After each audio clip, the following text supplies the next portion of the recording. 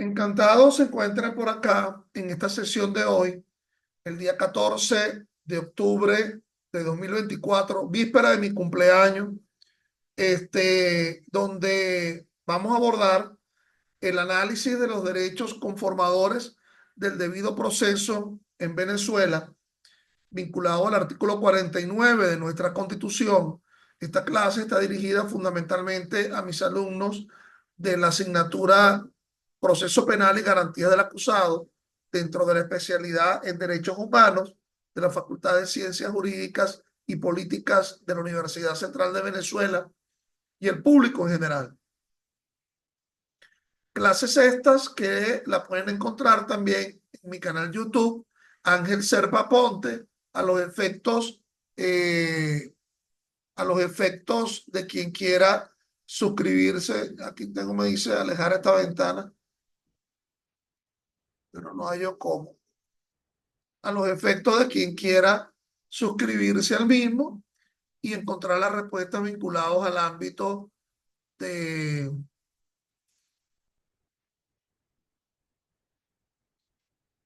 del derecho procesal penal.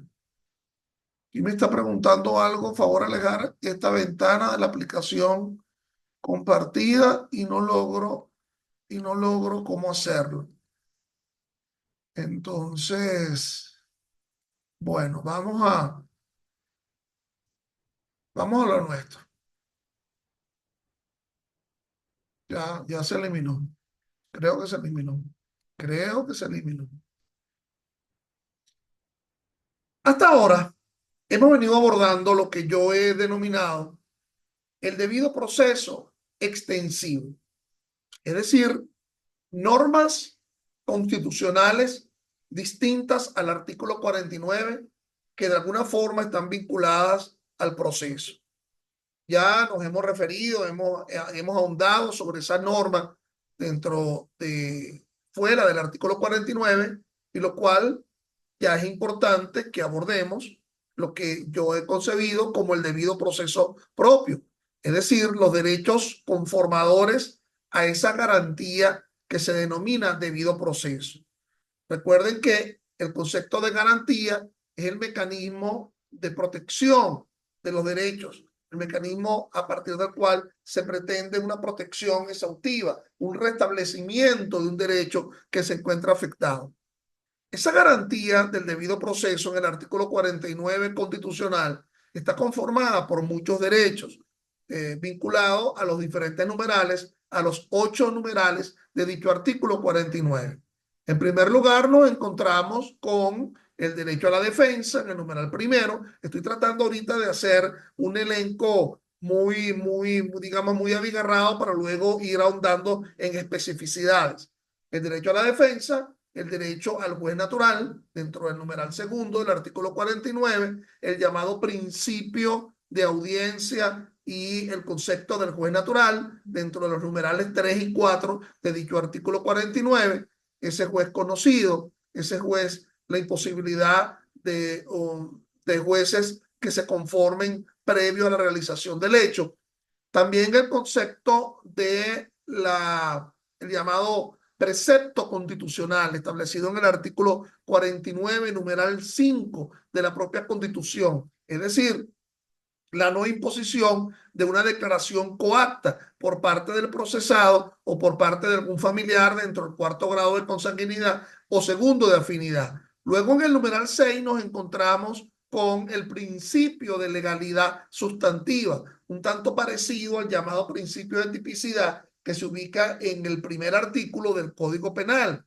Luego el numeral 7 aborda lo que se denomina la res judicata, la cosa juzgada, y el non bis in idem, la imposibilidad de nueva persecución. Y finalmente el numeral 8 habla de la omisión injustificada.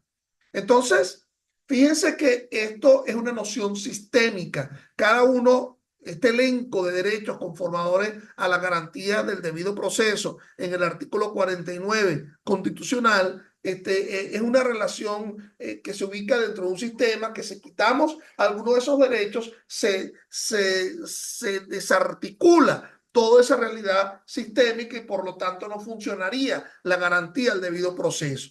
Entonces, yo como persona tengo el derecho a la defensa.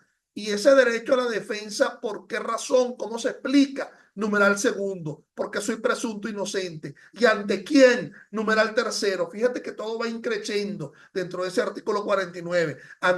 En un principio de audiencia, en audiencia, ¿y ante quién? Ante un juez natural, un juez que sea idóneo, un juez que sea competente, un juez que sea imparcial.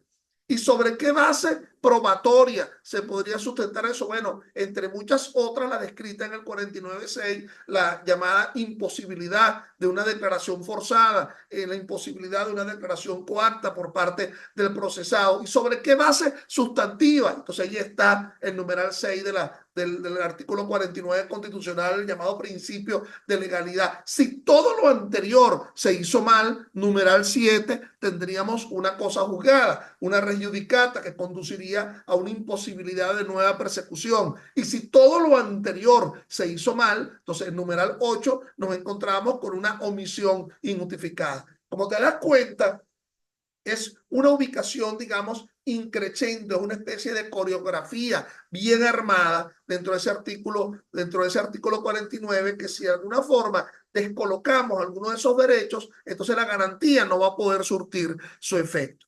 Entonces, bueno, dicho todo lo anterior, habría que empezar a abordar el encabezado de dicho artículo 49 de la Constitución de la República Bolivariana de Venezuela, ese encabezado en donde se nos habla que el debido proceso obra en toda etapa y grado de la investigación y del proceso. Es decir, que no es solamente que ya exista un proceso conocido jurisdiccionalmente, sino que es importante que, déjame ubicar acá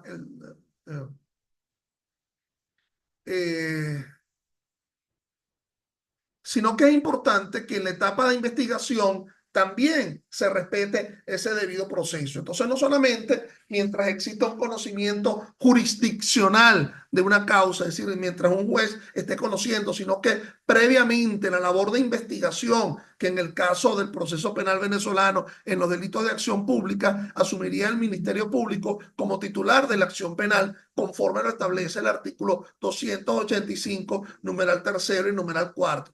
Es decir, es una especie de lo que yo he denominado una especie de la perennidad del debido proceso. En toda la etapa de la investigación y en toda la etapa posterior procesal debe respetarse cada una de esas pautas, cada uno de esos derechos conformadores al concepto de debido proceso. Pero sin más, vamos a referirnos al numeral primero de dicho artículo 49 de la Constitución. El artículo 49 de la Constitución nos habla del llamado derecho a la defensa frente a la imputación, contar con un derecho a la defensa. Así, es importante ir desglosando los tipos de defensa que se pueden asumir en el proceso penal venezolano, ¿verdad? En primer lugar, se habla de una defensa personal, la que asume el propio procesado, pero también podríamos abordar de una asistencia letrada. Ambas son importantísimas. Es tan importante el poder estar presente en una audiencia de forma personal, el procesado, quien pueda participar, quien pueda hablarle a su defensor, como la llamada asistencia letrada. Dentro de los sistemas procesales penales, dentro de los sistemas procesales, todo está tan enreversado en conocimiento, en concepto, que mal se pudiera abordar una defensa personal sin que se cuente con un asistente letrado. Entonces, defensa personal y esa clasificación del derecho a la defensa entre defensa personal y asistente letrado, el abogado. Pero de igual forma, vamos a hacer una clasificación entre la llamada defensa material. La defensa material es la que asume el propio procesado a favor del procesado, es la que se hace a favor del procesado. Esa defensa material puede ser de dos tipos. Puede ser una defensa de carácter sustantiva. Estoy defendiéndome frente a la sanción, frente al tipo penal, frente al derecho penal material sustantivo propiamente dicho. Aquí realmente nos estamos encontrando con que existe una causa de justificación, artículo 65, que impide que esa persona sea responsable penalmente, artículo 65 del Código Penal, o nos estamos encontrando con una causa de exclusión de la culpabilidad, artículo 62, 60 del Código Penal. Nos encontramos con una circunstancia de inimputabilidad, nos encontramos con una circunstancia, una excusa absolutoria que niega la punibilidad de ese delito. Entonces, estamos defendiéndonos ya frente al componente sustantivo del derecho penal, frente al componente material. Es lo que se denominaría defensa material de carácter sustantivo.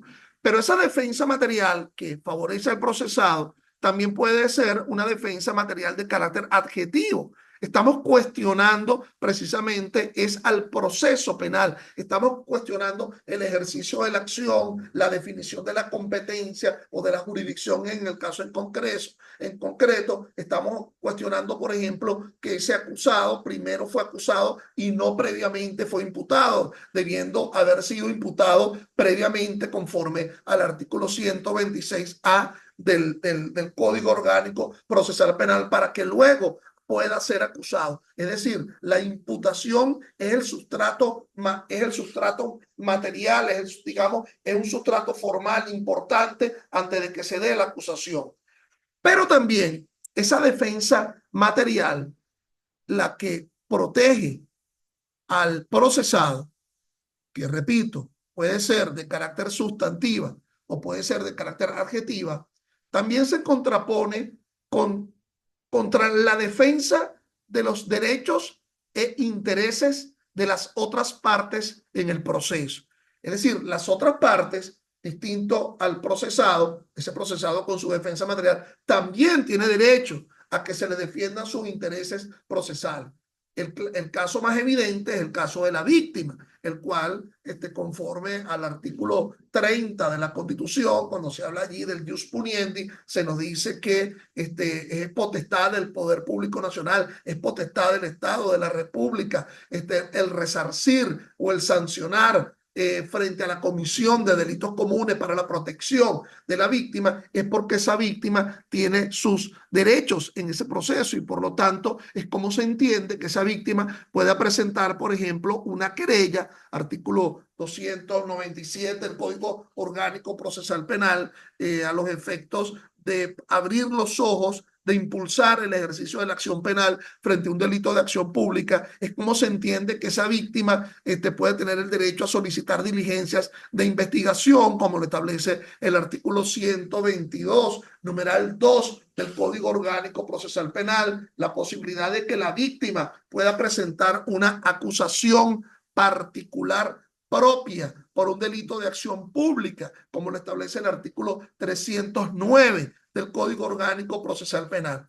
Pero también, evidentemente, el Ministerio Público tiene intereses procesales que también deben ser defendidos. Imagínense ustedes una sentencia absolutoria en la cual el fiscal del Ministerio Público no le conviene la sentencia absolutoria y decide apelar frente a sentencia absolutoria, frente a dicha sentencia absolutoria y va y acude al tribunal y no aparece por ninguna parte el expediente, no aparece el expediente para poder interponer ese recurso de apelación. Se le está violentando un derecho o interés del propio fiscal del Ministerio Público a quien se le ha atribuido el ejercicio de la acción penal. Existe una potestad a partir de lo que establece el artículo 285, un numeral 3 y 4, digamos la apropiación del ejercicio de la acción penal, que por muchas sentencias que han venido surgiendo de la Sala Constitucional, sobre todo la 902 del año 18, en la cual se permite que la víctima pueda presentar una acusación particular propia, aun cuando el fiscal del Ministerio Público no haya presentado esa acusación o lo que haya solicitado sea el sobreseimiento o lo que haya presentado sea un decreto de archivo fiscal. Sigo montado en el numeral primero del artículo 49 de la Constitución. Yo los invito a ustedes que en la medida que yo vaya hablando, que yo vaya exteriorizando estas ideas con respecto al debido proceso, ustedes vayan revisando en vuestra Constitución, en el artículo 49, cada uno de esos derechos conformadores. Sigo ubicado dentro del numeral primero del artículo 49 de la Constitución. También se habla del conocimiento del cargo, es decir, el procesado ha de conocer fehacientemente el cargo que se le esté imputando. Por lo tanto, ese cargo, ese concepto de cargo es como un concepto de imputación. Esa imputación se dividiría en incriminación e intimación, las tres I. La imputación se dividiría en incriminación e intimación. La incriminación, señalamiento del hecho en concreto por parte de ese titular de la acción penal, pero también dentro de la incriminación, el señalamiento de la calificante jurídica que le adopta el fiscal del Ministerio Público a ese hecho en concreto que ha imputado. Entonces, mal se podría decir que como el juez ostenta la llamada iuria no vicuria, es decir, el conocimiento del derecho, el fiscal se abstendría de calificar jurídicamente al hecho porque eso le correspondería al juez. Pues no, esa imputación, el conocimiento del cargo que se maneja en el artículo 49.1 de la Constitución pasaría porque se conoce dentro de la imputación la incriminación, señalamiento del hecho y de la calificación jurídica, pero también es necesario dentro de la imputación la llamada intimación, el conocimiento de la base material, el conocimiento de los elementos de convicción que van a sustentar una imputación. Ya verán en esta misma clase de hoy que conforme al artículo 49, numeral segundo de la Constitución, la natural condición de inocente, es decir, la condición de presunto inocente, solo se desvirtúa con prueba. Por lo tanto, regresándome a dicho numeral primero, ese concepto de intimación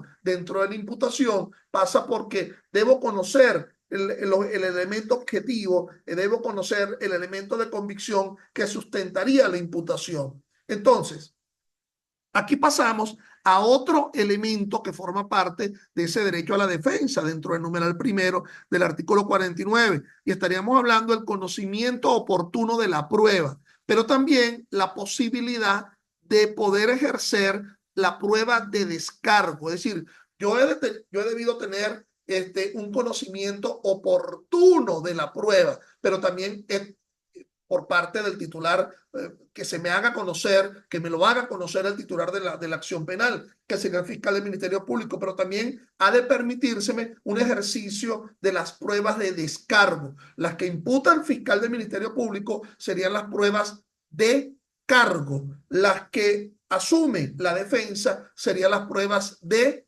descargo. Entonces, ese conocimiento oportuno de la prueba de cargo. Claro, esto es un poco, digamos, complicado abordarlo en la realidad instrumental del Código Orgánico Procesal Penal porque existen como 7 oportunidades dentro de la normativa procesal penal venezolana del ofrecimiento probatorio. Está presente en la acusación, artículo 308, y voy a nombrar normas del Código Orgánico Procesal Penal, del COP, el ofrecimiento probatorio en la acusación, pero también el ofrecimiento probatorio en la acusación particular propia, si la víctima presenta acusación particular propia, artículo 309, pero también el conocimiento de la llamada prueba nueva, que es aquella que el juez que el fiscal del Ministerio Público o las partes presentan después de la acusación y antes de la audiencia preliminar. La llamada prueba nueva, la llamada prueba complementaria, artículo 326 del Código Orgánico Procesal Penal, aquellas pruebas que se conocen con posterioridad a la realización de la audiencia preliminar y antes del juicio oral y público. Pero todavía nos quedan las 3 oportunidades en el propio juicio oral y público, en donde se podría dar una recepción probatoria, una reapertura de la recepción probatoria, si el juez advierte sobre un cambio de calificación, artículo 333, sobre o si el fiscal amplía la acusación, artículo 334, o si ocurre un hecho nuevo, que es necesario una probanza nueva, conforme lo indica el artículo 342. Lo importante para regresarnos al numeral primero del artículo 49 constitucional es que cada una de esas oportunidades de ofrecimiento probatorio ha de permitírsele al procesado el ejercicio del derecho a la defensa frente a esas oportunidades. Fíjense que al final, dicho numeral primero del artículo 49 establece una palabrita que no tiene desperdicio, que es la palabra nulidad. Pocas veces la Constitución establece la palabra nulidad, lo establece en el artículo 125, lo establece en los artículos 136 siguientes, pero aquí habla de la llamada nulidad. Será nula toda prueba obtenida en violación al debido proceso. Es decir, que si no se realiza lo anterior, el conocimiento oportuno de la prueba de cargo, o si se impide el ejercicio de la prueba de descargo, será nula toda prueba obtenida en violación al debido proceso. Aquí tenemos que extrapolar un tanto esa palabra, ¿verdad?, de obtenida y decir, bueno, en el caso del quehacer probatorio, la prueba se obtiene, la prueba se oferta, la prueba se admite, la prueba se produce, se evacúa, se desahoga y la prueba finalmente se aprecia. Es decir, si no ha habido una obtención o un ofrecimiento o una admisión o una producción o una apreciación de la prueba, violentando cualquiera de los derechos conformadores a la garantía del debido proceso, el derecho a la defensa, el derecho al juez lateral, el derecho a la no confesión coactiva, la cosa juzgada. Si en lo que atañe a la prueba se ha violentado ese debido proceso, el efecto es se anula toda prueba obtenida en violación al debido proceso. Finalmente, dentro de ese derecho a la defensa, en el numeral primero del artículo 49 de la Constitución, tenemos el llamado derecho a la alzada, es decir, el derecho a que un tribunal superior, bajo el llamado efecto devolutivo de los recursos, bajo el llamado efecto devolutivo de los recursos, conozca si se realizó el tribunal de instancia, de primera instancia, realizó un uso adecuado, un silogismo decisorio. Recordemos que el silogismo es que el juez conoce la premisa mayor, que es la norma, y que las partes aportan una premisa menor, que son los hechos, y por lo tanto el juez subsume los hechos en el derecho por él conocido. Entonces, esa aplicación del derecho en la realización decisoria, en el establecimiento de decisiones en el proceso penal venezolano, que las decisiones son de tres tipos, ¿verdad? O son autos, y los autos son algunos con trascendencia aflictiva, autos de importancia, o autos de mero trámite o de mera sustanciación, y sentencias, se sentencia para condenar, para absolver, para sobreseer. Entonces, frente a esas decisiones, se cuenta con el derecho a la alzada. Fíjate que ese artículo 49, en la parte infine del numeral primero de la Constitución, habla de que toda persona condenada tendrá derecho al recurso, pero evidentemente uno tendría que hacerse la pregunta, ¿y qué pasaría si la persona ha sido absuelta? Las otras partes no tendrán derecho al recurso, o qué sería si la persona ha sido sobreseída, las otras partes en el proceso no tendrán derecho al recurso, o preguntar, no solamente los recursos son los recursos terminales, cuando ya existe una sentencia definitiva, o a lo largo del proceso no podríamos tener recursos. Por lo tanto, ese derecho a la alzada es mejorado procesalmente que a lo establecido en la propia Constitución. puesto que no solamente se cuenta con el derecho que tiene el que es condenado, sino que las otras partes tendrán derecho a recurrir frente a una decisión absolutoria o frente a una decisión de sobreseimiento. Pero no solamente la finalización del juicio es que se puede recurrir, sino que a lo largo de todo el proceso nos encontraríamos con recursos. Existe el recurso de apelación de autos frente a decisiones que se den o en una fase tan inicial como la fase preparatoria o en decisiones que pudieran ocurrir en la fase intermedia o en la fase de juicio o aún después de una sentencia condenatoria en la fase de ejecución. Entonces la apelación de autos, el recurso de casación, el recurso de revisión procesal penal, el recurso